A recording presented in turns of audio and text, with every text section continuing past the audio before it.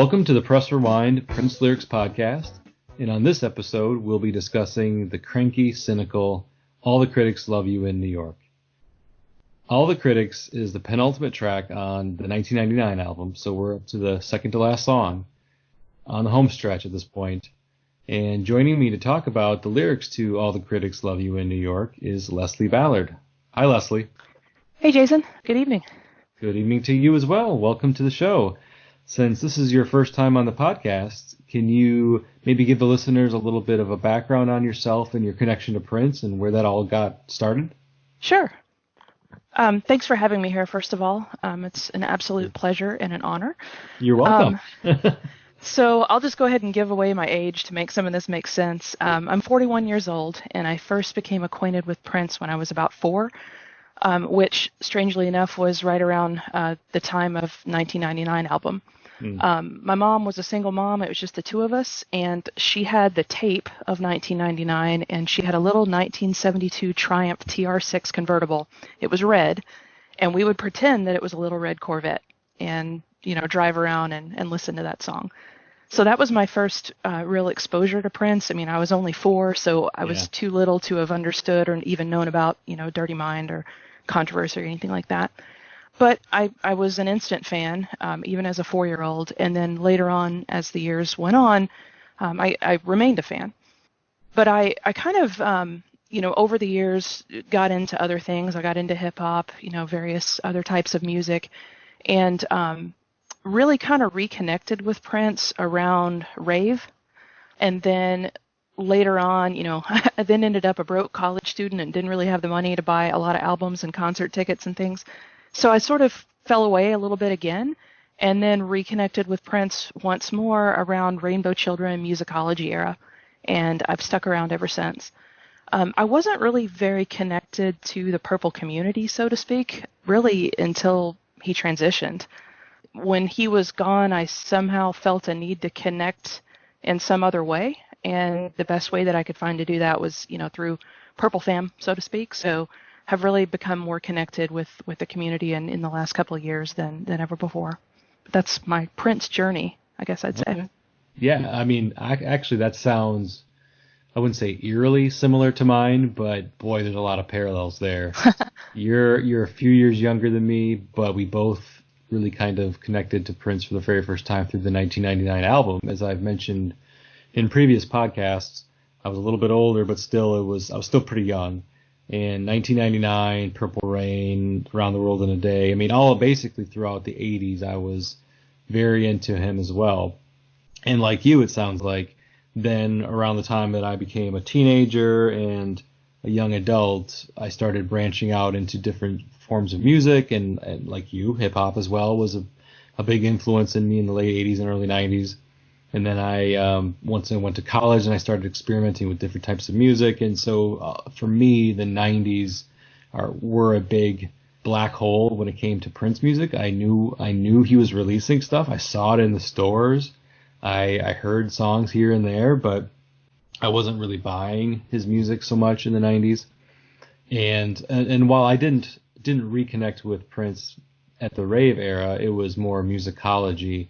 And around that time, but that's our stories are kind of coming and going. How Prince is weaved in and out of our lives really kind of my story matches yours in many ways, and vice versa. And also, like you, once he transitioned, it really felt like I had a very compelling need to really kind of speak to others about what him and his music meant to me throughout my life, even if it wasn't always the most important thing to me. It was always there, and Right. His music has always been there. And even if it was in the 90s, when I wasn't really buying his new stuff anymore, I was still listening to the stuff that really spoke to me back in the 80s, and I had a lot of nostalgia for. So, I think we're both on this podcast today because of that need to kind of reconnect and connect to other Purple fans. So thanks for joining, and thanks for agreeing to be on my podcast, Leslie. I appreciate it. Sure, thank you. All right, well, now that you've shared your story and I've shared mine again, I think we're probably going to get started talking about All the Critics Love You in New York. So before we get started, though, Sounds talking good. about the lyrics, I thought I would provide maybe a little bit of background or historical context that may be helpful for anybody thinking about where Prince's mind might have been at. I mean, of course, we're not Prince, so we don't know.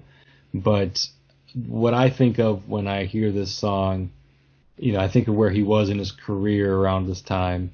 So like in 1982, he had released 4 albums up to this point, and he was somewhat of a critical darling. I mean, Dirty Mind was a breakthrough from a critical standpoint, and it made a lot of year-end lists in 1980, best of lists, various publications and critic lists around that time.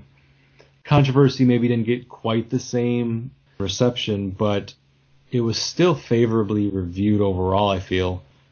And despite, all this critical acclaim and these tastemakers flocking to his concerts, people like, Mick Jagger, who obviously pegged him to open up for the Rolling Stones around that time.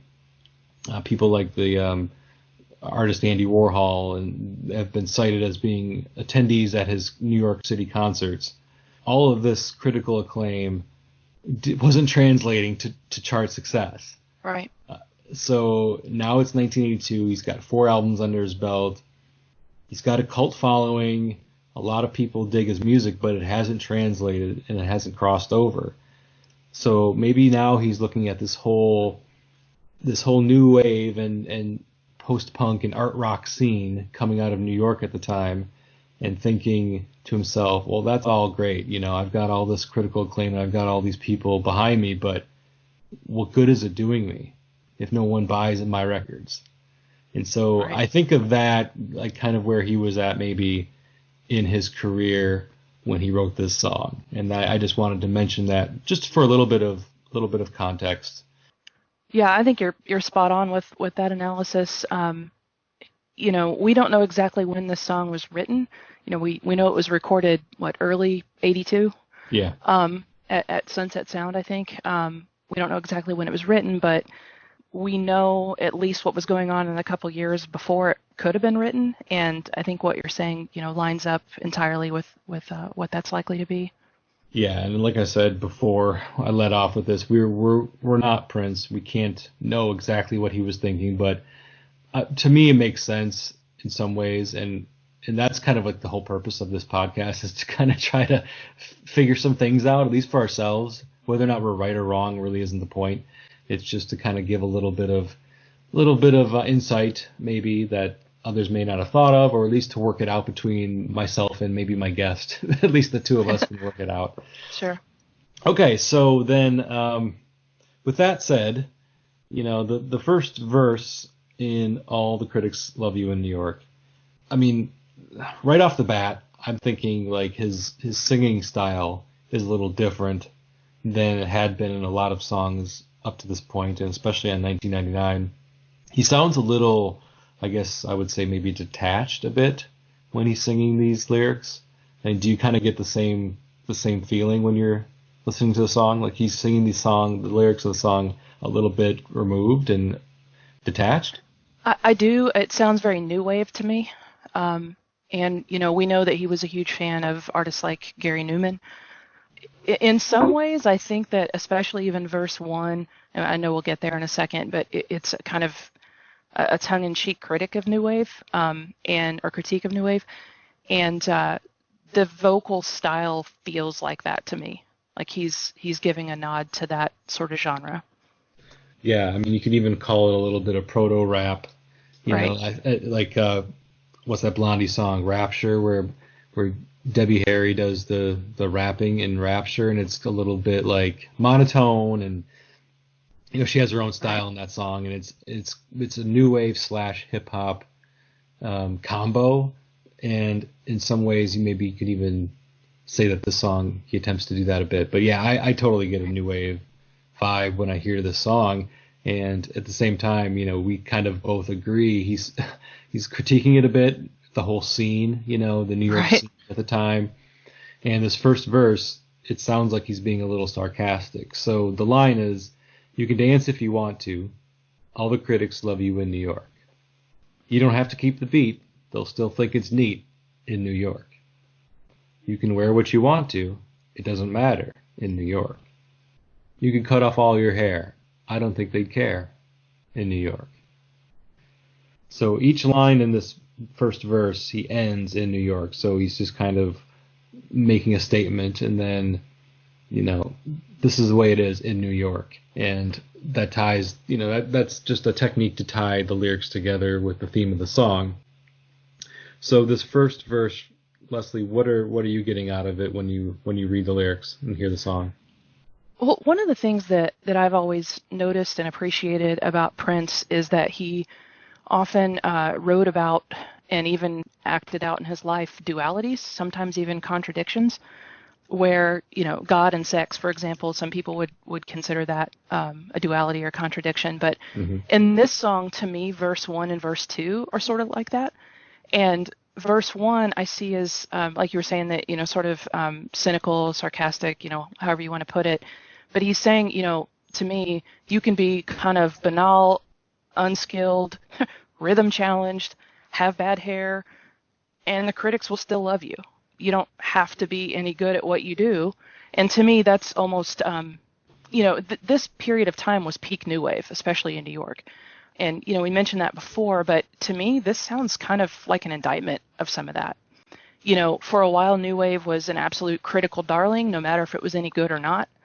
If you, had a certain scent style, or if you were British at a certain period of time, you were going to be the top of the charts. The other thing I hear in this verse is maybe a little critique of New York and its need for trends in general, chasing trends, especially around that time. That's sort of, in a nutshell, the way I hear verse 1.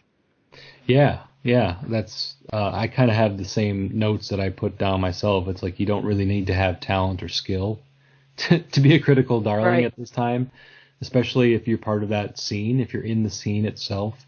And the scene, of course, is in New York City. Just wear the right clothes, look the part, look and act the part, and you too can be a critical darling. Right. That's basically how Prince is kind of saying it. And like you said, a little bit of cynicism in these lyrics to say these lines, and basically saying you don't have to have skill, you don't have to have talent. Just be part of the scene, look the part, and you can get the same kind of critical acclaim that somebody as talented as Prince was getting at the time. Right. He never says, he never mentions his own skill. He's talking in this first verse, at least. He's talking about other people, and and the whole chasing trends, and how New York City was a trendy place for the art rock movement and new wave movement and punk.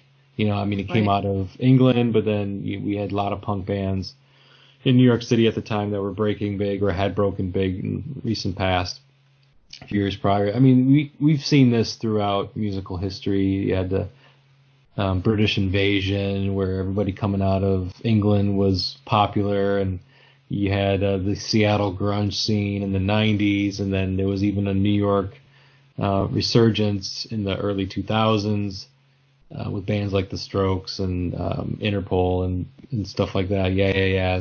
So It's all been cyclical, and he's just obviously speaking to this one point in time, but nothing's really changed so much. Right. It's just maybe sometimes the city changes and the scene changes, but the overall approach to chasing trends has always been there, and it seems to be always will be. I noticed something else in this verse too. I was listening back to this song kind of in prep, and it occurred to me that Prince must have been listening to quite a bit of Axis Bold as Love by Jimi Hendrix around this time. Yeah. There's a line in If 6 Was 9 where he says, if all the hippies cut off all their hair, I don't care. And then there's the line in verse 1 of All the Critics that says you could cut off all your hair, I don't think they'd care. And then there's another line in If 6 Was 9 where he says, go ahead on, Mr. Businessman, you can't dress like me. And then in this verse, Prince says, you can wear what you want to, it doesn't matter. That just seems like, it doesn't seem accidental. especially knowing, I mean, I know he liked to say in interviews that he wasn't influenced by Jimmy, but clearly he was. That just, it seems like an interesting parallel in this verse to me. Yeah, it's good insight. I'm familiar with that song and Axis Bold as Love, and yeah, I remember that song very much. Very interesting, very interesting. Well, and plus the hippie thing, right? Yeah, he talks about hippies all over the place in the 1999 era. He does, and I was going to bring that up later. So for sure, hippies are all over this album for whatever reason. And I've got my theory on what he might be talking about, but we'll get there. Sure. So the chorus is very simple. All the critics love you in New York. That's the chorus.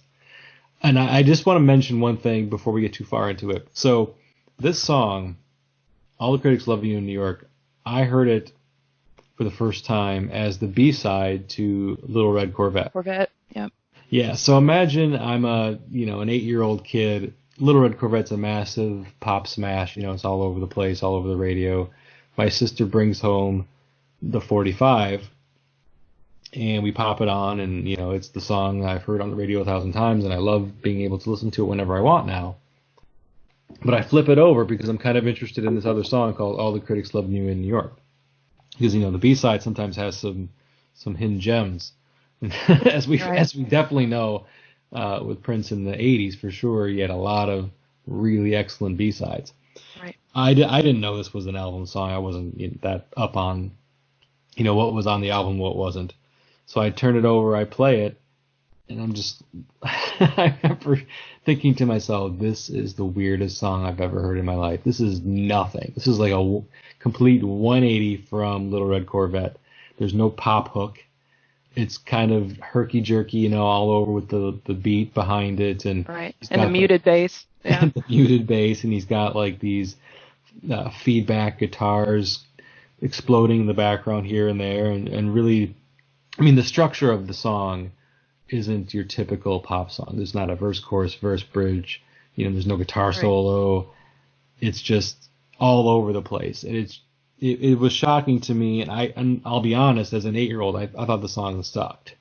That's the 3-minute and something version. That wasn't even with everything. Yeah, it basically fades out shortly after the Body Don't Want to Quit, Gotta Get Another Hit section. And now that we're recording this after the reissue of 1999 with the various deluxe versions, and this, included in that is the 7-inch edit of All the Critics Love You in New York, so anybody can have access to that version now if they want. This song is about 6 minutes long on the album, because there's a lot that the 7-inch cuts off towards the end, like the latter 2-3 minutes of it is all cut off. And that's, to me, those are like some of the most interesting parts of the song is towards the end. Right. So I just wanted to bring that up because just from the standpoint of how my criticism of this song when I was a kid, because it sounded nothing like Little Red Corvette, even though it came off the same album, was that it was just weird. It didn't follow the structure that I was used to hearing on the radio of a pop song. And I just didn't know what the hell he was talking about. I really had no clue. I'm relishing the opportunity 36 years later to be able to dissect these lyrics because when I was a kid, I had no fucking clue what he was talking about. Me neither. All right. Okay, so with that said, let's go on to verse 2. So verse 2, he says, "Why, you can play what you want to. All the critics love you in New York. They won't say that you're naive if you play what you believe in New York. Purple love amour is all you're headed for, but don't show it. The reason that you're cool is because you're from the old school, and they know it."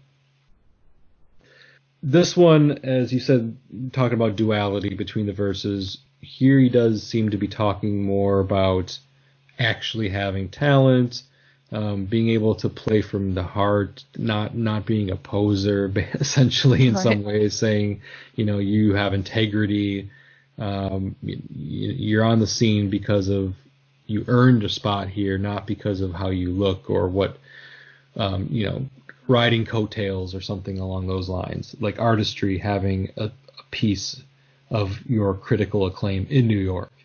Is that kind of what you get out of it as well? Yeah, the first verse is, to me, basically to sum it up, the critics will love anything, even crap. Yeah.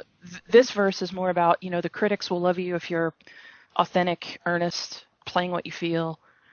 So maybe the point is that the critics will love anything, like literally anything. Yeah. And I think that part of me thinks that when he's talking to the critics, a lot of the critics around Dirty Mind and Controversy were white writers. And I think that he didn't exactly think that they completely got him. He was kind of like you said earlier, a darling, but I don't think that a lot of them truly got his music and what he was trying to say. And I think this verse is kind of like, the critics will love anything, whether or not they get it. I don't know, it's just kind of the way I read it. Yeah, or at least minimally, he doesn't think that they got it. Right. He has his reservations of whether or not all of this acclaim is coming because they understand where he's coming from with his music, or if they're just jumping on to the new hot thing, and he just happens to be it. Right. And as soon as he is no longer the flavor of the month, maybe he will not receive that same critical acclaim. I mean, and honestly, he saw that in his career. He saw the critical reception kind of dry out a bit later on in his career, where he wasn't getting the same accolades, he wasn't getting the same press, positive press. Part of that was due to the maybe changing style of his music and just not being in fashion anymore. He wasn't part of the grunge movement in the 90s, and he wasn't part of the MTV generation had passed, and now it was a new generation of stars, and he was past his prime, so to speak. So they were latching on to the new hot thing. So he was probably, even at this young age, probably thinking to himself, this is all great, but this could go away tomorrow because I may not have what others are looking for in a musician. I may have it today, but I might not have it tomorrow. So as long as I play what I believe and and like you said, have integrity and authenticity behind my music, ultimately it's not going to matter. Like, he's not playing for the critics. Right.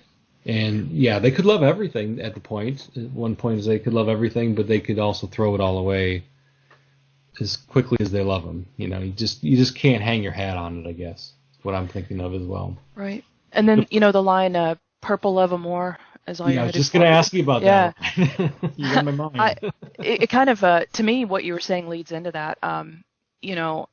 That era in many ways had already become and was increasingly becoming hyper masculine. You had punk and post punk and just this different, like I said, a hyper masculine vibe. And so, there's an image to maintain, macho, cool, tough guy sort of image.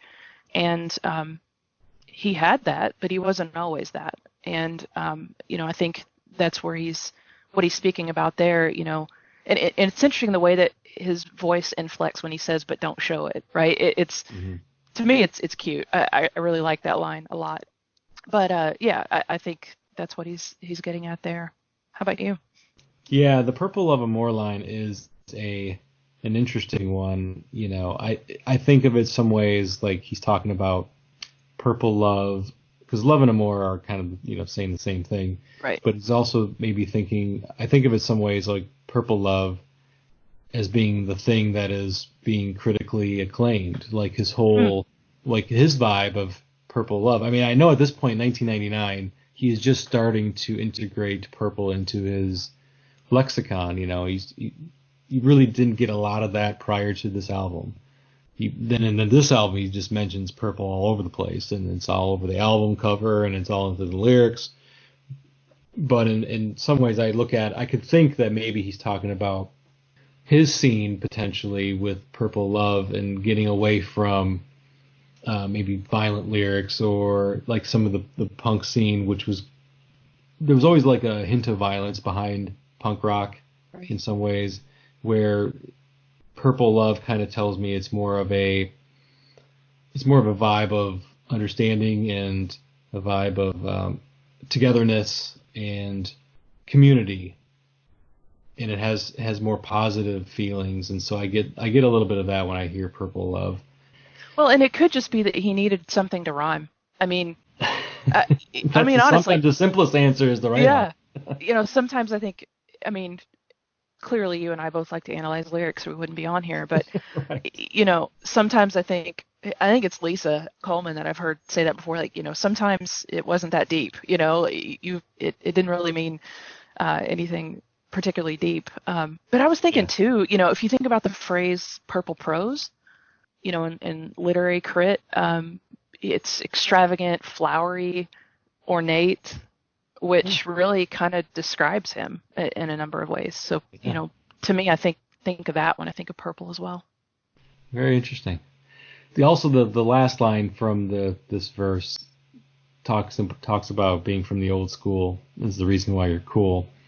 And I just get from this, like, somebody who has experience and has paid their dues, not just an up and comer, like I had mentioned, riding the coattails of a previous scene or a previous artist who has put in the work, paid their dues, and that inherently kind of makes them cool as well. The reason why Right. you're cool is because you're from the old school, and they know it. They know that you come from a different time where, and this goes back to the whole, anybody could be a critical darling in New York, because in verse one, it's like he's talking about all these people who don't have skill and just kind of the up and comers, and you don't have necessarily even have to have paid your dues to be loved in New York.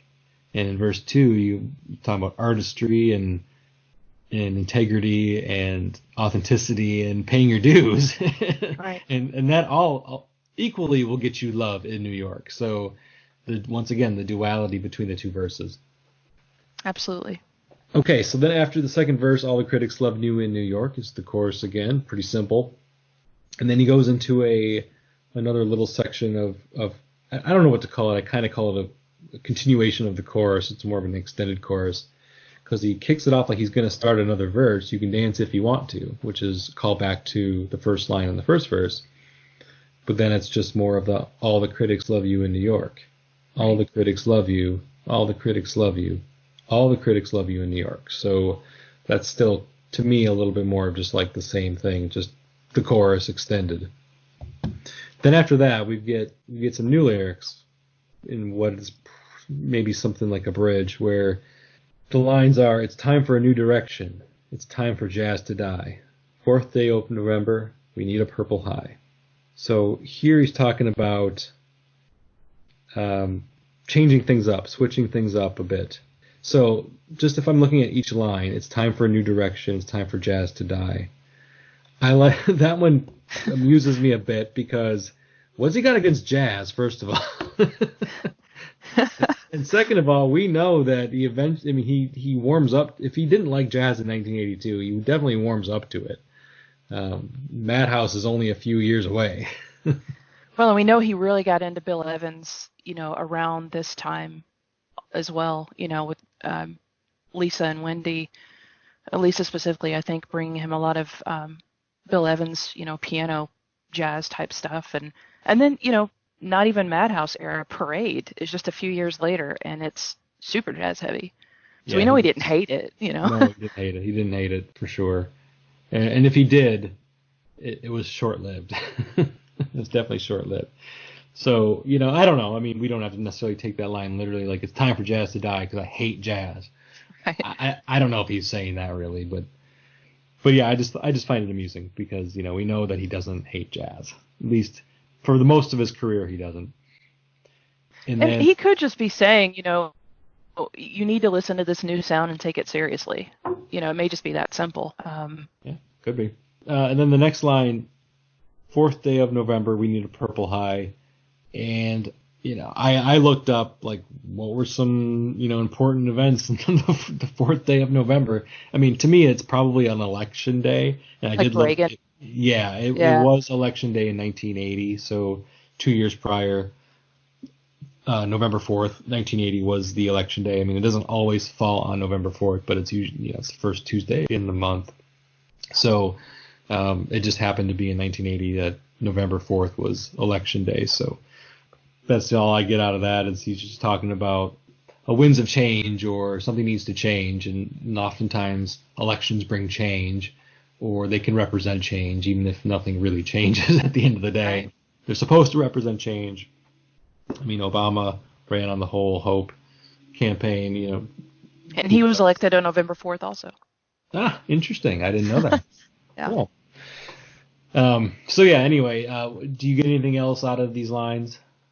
I just wanted to observe too. It's the second time in this song I think that he's mentioned purple. Yeah. Within the same song. I just thought that was interesting too. Yep, it is the second time, and he just goes from 0 to 100 on the purple references. Right. Like never talking about it, then it's inescapable. In 1999, that color is inescapable. So it was clearly by design, I would say. Because you could have put anything here. We need an orange high. We need a red high. I mean, Right. purple. To me, that at that point he decided purple was going to be the color of the album, and it was going to be representative of a number of different things. And also, I found going through these lyrics, because oddly enough, the 1999 album itself has printed lyrics for every song Except this one. except for All the Critics Love You in New York. So all the lyrics that I've ever looked at have just been transcribed over the years by those diligent enough and patient enough to do so. The good news is that he sings most of the song in a way that makes it pretty clear to understand. So I going through and reading the lyrics while listening to the song simultaneously, I don't hear anything differently than what I've read online. So I feel like what's online is accurate, or as accurate as possible. But there's a few lines in this song, as I'm going through the lyrics, I'm like, wait, when does he say that?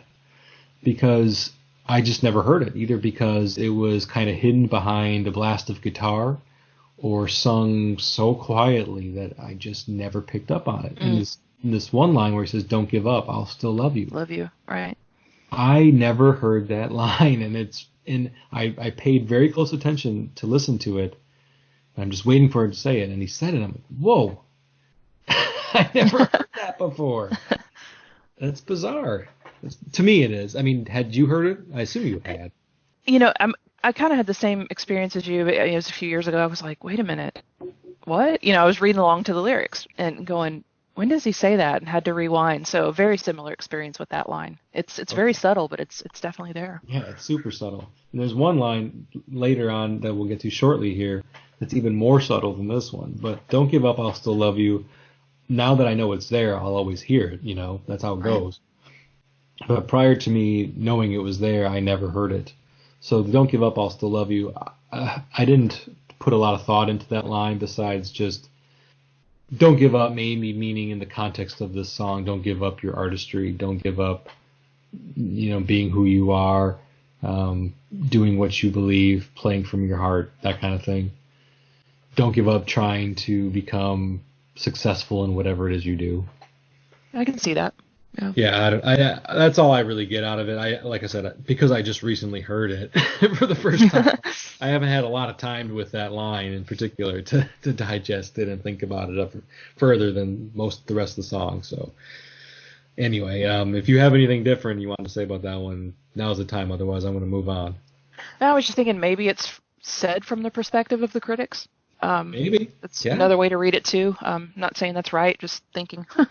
Yeah, no, I mean, that's exactly why I have guests on this podcast, because, like I said, I just heard it, so I really hadn't spent much time with it. But yeah, it could absolutely be from the perspective of the critics. Don't give up, I'll still love you. I mean, he's talking about all the critics loving you, so it makes sense that it could be from the critic's standpoint too, critic's perspective. Okay, so then after the "Don't give up, I'll still love you" line, he goes back into the chorus. All the critics love you in New York, and he repeats that a couple times. Then he does all the critics love you, all the critics love you, all the critics love you in New York. At this point now, we get repeated 4 times. He says, body don't want to quit, gotta get another hit. He says that 4 times. Body don't want to quit, gotta get another hit. Tell me what you think about this line. Do you have any thoughts on it in particular? What do you get from this line that's repeated 4 times here? There's 2 things that I see in here. One, A hit could be drugs, of course, or it could be a musical hit, Mm-hmm. a hit song. Yep. Um, Knowing Prince's reputation for working nonstop, the latter to me is most likely, or at least that's how I like to interpret that. I can't stop. I can't stop working. I can't stop producing music. I got to get another hit. The other thing that I observe here, and this is maybe kind of subtle, but this sounds kind of like a nod to James Brown a little bit. That just the way it's paced, and I don't know, Body Don't Want to Quit. It makes me think JB. Oh, that's cool. Yeah. Yeah, now that you say that, I get that too, but I hadn't thought of that prior to you mentioning that, so yeah, I like that. Because we also know Prince was a James Brown fan. Right. I mean, how could he not be, right? So, I mean, James Brown was pretty amazing. Absolutely. But yeah, both the hit could mean either or, just depending on your perspective, depending on how you think about it. The way, of course, I think of it mostly is the whole striving for success, the can't stop, won't stop mentality, and it's just coming out. Body Don't Want to Quit, gotta get another hit. But you could totally read those lines and think somebody's like a drug addiction, gotta get another hit, like somebody's fiending for that next hit of the crack or heroin or whatever. Right. But that line, if it means that, it's kind of out there in terms of the themes of the song. So the themes of the song lead you to believe it's more talking about a hit in terms of successful song that reached a lot of people. but Right. but it could definitely mean the other thing if you're thinking of it like in the context of you're in New York City, you're in this scene, and we know that drugs were prevalent in the rock scene at the time. Not that they're not anymore, but there's been tons of stories over the years about cocaine being an enormous drug in the early '80s, enormously popular, and a lot of musicians and artists were using drugs fairly heavily at the time. So you could be in that scene and become popular and critically acclaimed, and in New York City at the time, and you could also be a drug addict. I mean, they're not mutually exclusive. Sure.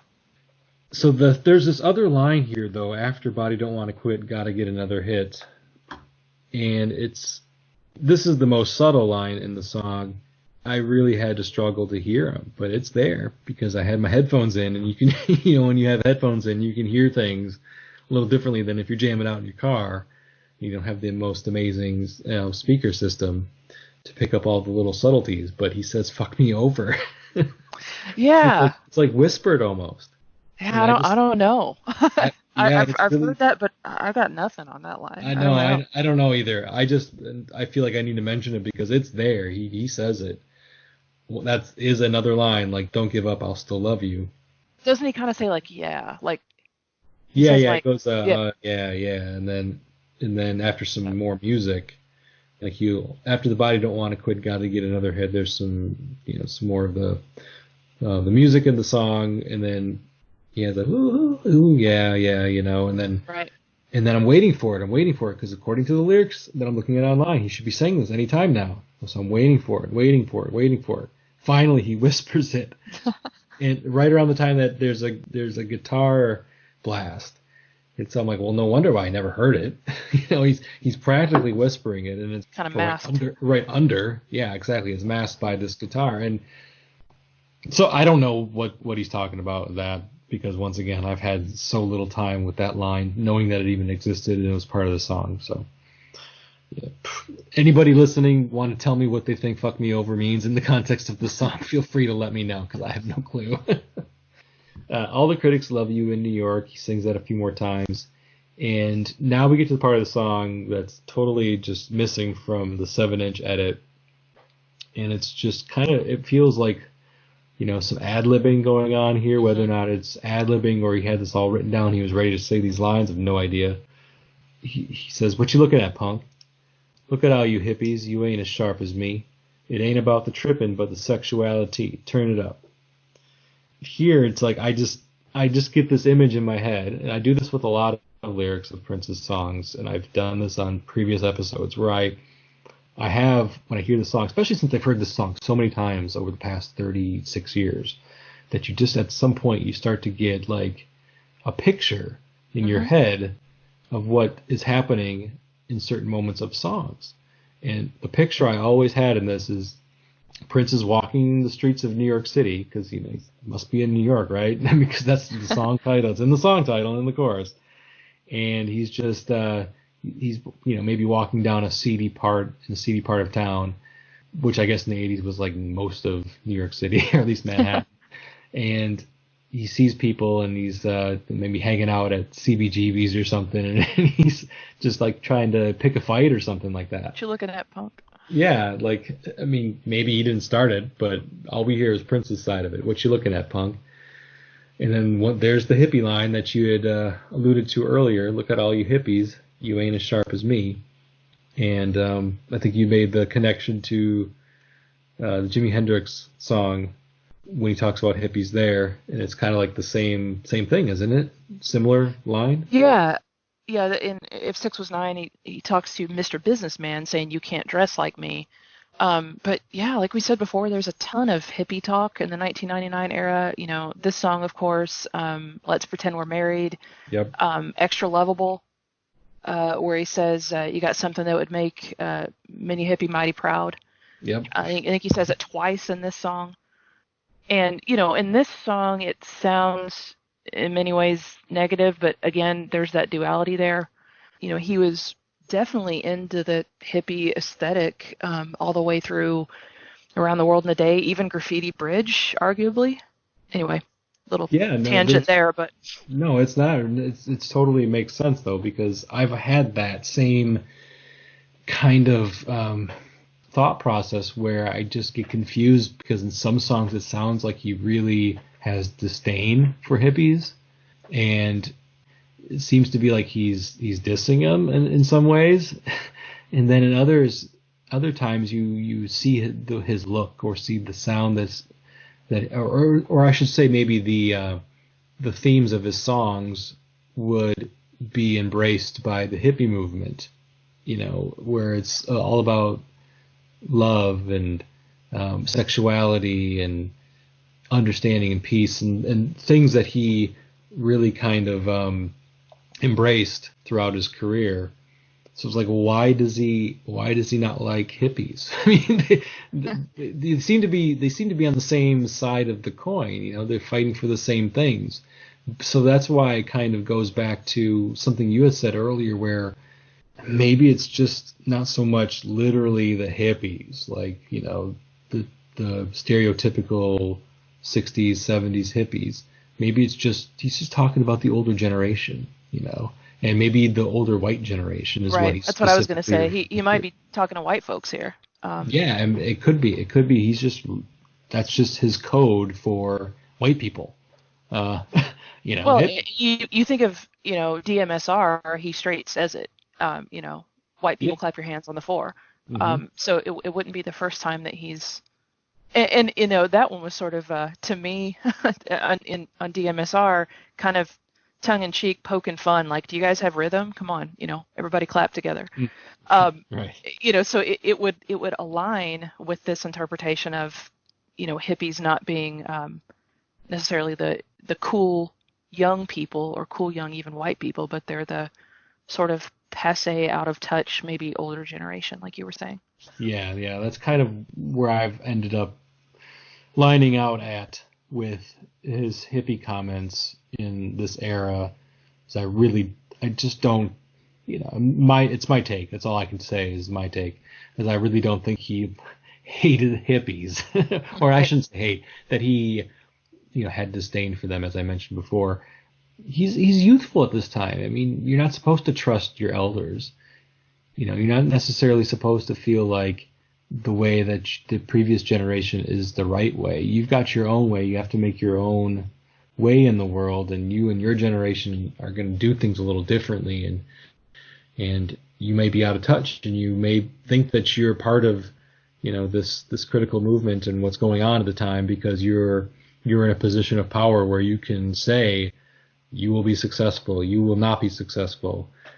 And maybe some of that is what he didn't like. That Right. They had all the power, and his generation wants some of that back. So who knows? But yeah, that's kind of where I ended up with that, with the hippies.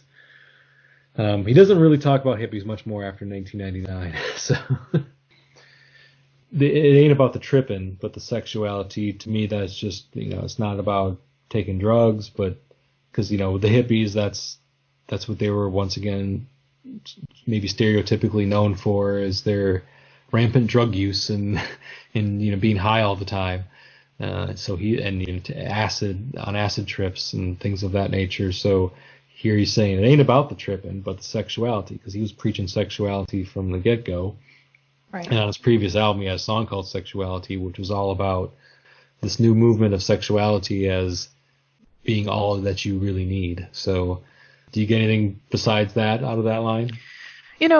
Tripping, I was a little kid back in the day, so I don't know, if tripping had a dual meaning then, but nowadays it could mean like, people say, why are you tripping? Why are you acting crazy? Why are you bugging? Yeah. Exactly. So to me, I kind of hear it that way too, but that could be, hindsight and modern usage. I don't know if it was used that way then. Yeah, I don't know either. But yeah, it could. I just went straight to the drug reference just because he talked about hippies right in the previous line. So that's where I go with it immediately. But yeah, I mean, that's what it's all about, is looking at things differently. And tripping does have multiple meanings, especially now. After this little section where he's kind of yelling out, he repeats another line. He starts repeating lines of the chorus and of the what I called the extended chorus earlier.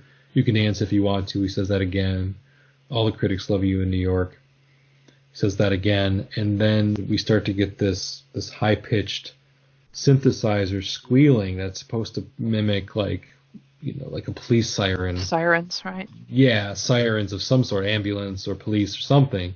And then we hear the radio. We hear Prince doing like this, like this breaker type of radio line where he says, "Yes, we're certain of it. He's definitely masturbating." And I don't know. To me, that just cracks me up every time I hear it. I can't keep a straight face when he says that. Yeah. I think Prince is probably cracking himself up when he said that line too. Definitely. Yeah. I imagine, like, if we ever found any outtake from this song, because have you heard the 1999 reissue and any of the bonus tracks? Yes. And don't we hear him laughing or starting to laugh during the International Lover or something? Oh, yeah. And I love that version of International Lover. I like it better than, quote unquote, the original. Yeah. It's a great version. I mean, every song on there is great. But that's definitely an aside, because we're not talking about that. But I brought it up because I don't know how you could, when he's thinking of doing this and deciding, I'm just going to throw this, I'm just going to pretend to be a cop. And he pretends to be a cop later on. Is it Xanali off of Chaos and Disorder? Mm-hmm. He does another sort of like hick cop voice, Minnesota voice. So it's kind of funny. Sometimes he likes to throw on the authority figure voice, and it's always to comedic effect, I think. And it certainly follows suit here with, he's definitely masturbating. So and once again, I envision, as I mentioned, I like to have like little pictures in my head when I'm thinking of songs that I've heard, thousands of times. I don't know if these cops are like cruising like Central Park or something, and they found some guy with his pants down. I don't know what's going on. That's funny. Yeah, it is funny. It's a funny line, kind of a throwaway line, but I had to mention it. And then the only other kind of original line or different line, other than just repeating "All the critics love you in New York," is he just yelled out, "Take a bath, hippies!" Hippie thing again. And once again, I just like, boy, Prince is just ripping on all these people. He's like walking around just trying to pick fights with all these people. Like, what you looking at, punk? Take a bath, hippies. And so I just envision all these people walking down the street and having this guy yelling at him. It's like, what the hell? What did I do to you, dude? But super confident about it, Oh yeah, and who he is. Yeah. He has a total conviction with each of these lines. He feels like hippies need to take a bath for sure, and He probably wasn't wrong. no, he probably that once again that's another one of those hippie stereotypes. They're always Right. high and they're always dirty. Yeah, that's the song, man. I mean, that's pretty much it. After that, you just hear him say New York over and over again as the song fades out to some more feedback and guitar. I call them guitar stabs because there's not really a solo. It's just like him kind of playing some notes on the guitar and just really kind of amping it up to make it sound as weird as possible. And once again, to make it sound a little maybe new wave-ish in some ways. Mm-hmm. Right. And slash punkish, I guess, also, you can maybe say. Do you have any final thoughts on the song, Leslie? You asked me which song I wanted to do when we were talking about the podcast, and I've always just loved this song. I mean, I've talked to a lot of people who were like, "Oh, I always skip that track. I don't get it." Oh, man. and I don't. I mean, I don't totally get it either. Obviously, if you listen back to what we just said, but I've always loved it. It was different. Didn't sound like everything else, and I really enjoyed talking about this one with you, and I hope maybe we can get some folks to turn an ear back to it a little bit that maybe have been ignoring it. I think it's worth a listen. I 100% agree with that. I completely ignore my 8-year-old self and his original opinion of the song as being crummy, because I've certainly changed my tune on it over the years, and I just wasn't ready for it. I mean, this is a dense song. It's not poppy. There's barely a chorus, and you have to have some life experience to kind of even begin to have any clue what Prince is talking about in this song. Right. And you have to be a fan. I think it really helps to be a fan of music and kind of understand a little bit how popular culture works and trends work, and how sometimes it feels like things change. And as you mentioned, you're 41, I'm 44. We've seen lots of trends over the years. We've seen things come and go. Something that was super cool 5 years ago, it just the cycle of popularity and trends is just so quick, and it's even quicker now, I think, probably than it was then. I don't know this for a fact. I feel like trends change faster because of technology, maybe. But I guess where I'm going with that is this song, I feel like you can't really even begin to understand what Prince is talking about until you've lived long enough to see things come and go and kind of get a little bit of cynicism inside of you about some of the trends that have come and gone. You're like, do I jump on this trend because it's going to go away? Nah, I didn't really like that one. I'll wait for the next trend. You can do that Right. after having some time, the luxury of time. And as a child, you just can't really comprehend what he's talking about. You have no frame of reference. You've never been really critiqued on anything. If you've done anything artistic and have somebody critique it, it's kind of probably a really tough pill to swallow because it's art. To have somebody critique your art is, I imagine, pretty difficult. And so at this point, Prince was fortunate enough to have been on the favorable side of a lot of those critiques. But I think he was also wise enough to know that he's probably had seen the same thing with some of his favorite artists growing up. Maybe were no longer being looked at as the amazing artists that they once were. And he probably foresaw that there was always a potential that could happen to him as well, and wanted to kind of make a statement about that ahead of time in lieu of that happening, because he was still a critical darling at this point. But Right. I think he was also cynical about it too. Right. I think it's worth mentioning too, kind of, I guess, my final thoughts. He clearly didn't see this as a throwaway track because he performed it live like all the way through probably 2015 even. And a version of it was on Indigo Nights. What was it? All the Critics Love You in London, I guess. Yeah. On that one, because he was known to change the city in later years, I suppose. But you know, he performed it for years live, and you know, there were a lot of tunes that never really got performed live. So he certainly put some value on this track. So you know, back to what I was saying before, I think it's worth a listen. I agree. People should pay attention to the song, and I understand why they don't, because it is a little out there. But there's a lot of good in this song, and it makes me smile. I get a kick out of the whole song. It's not as serious, I think, in some ways as it may be. I don't whether or not he intended it to be serious or not. I don't know, but I don't take the song very seriously in a lot of ways. I look at it as more of a kind of a fun statement song, but no, I wouldn't put it in a serious Prince category. All right, well, I think that we will call it. Thanks again, Leslie, for joining me. I appreciate you calling in and spending some time talking about All the Critics Love You in New York. Thanks for having me, Jason. Appreciate it. This has been the Press Rewind Prince Lyrics podcast. I've been your host, Jason Brenninger, with Leslie Ballard.